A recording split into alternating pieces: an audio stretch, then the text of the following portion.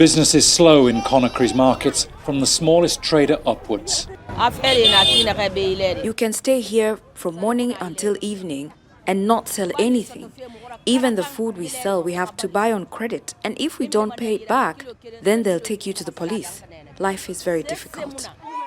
The World Bank's latest report says that while income from mining will boost economic growth, the military's failure to hand over to a democratically elected government 2 years after the coup is deterring investors. Well, the challenges are enormous, but we must recognize the clear improvement in security compared to the old regime. But you know, it's not stable because the regimes are not stable. It's not reassuring because you cannot establish a contract. Today, the contract is interrupted tomorrow by the arrival of a new regime. That doesn't reassure real investors. In January, the government said it would start a 24-month transition to elections. But the opposition says there's still no roadmap to return to constitutional rule.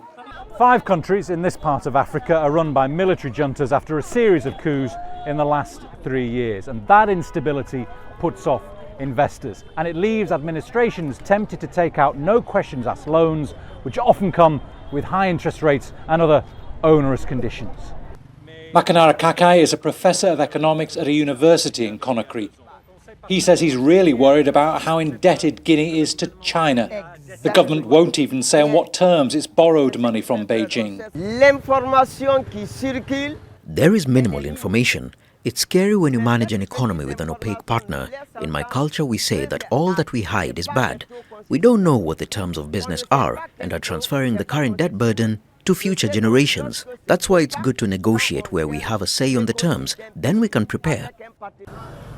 More than 60% of Guineans live on less than $4 a day.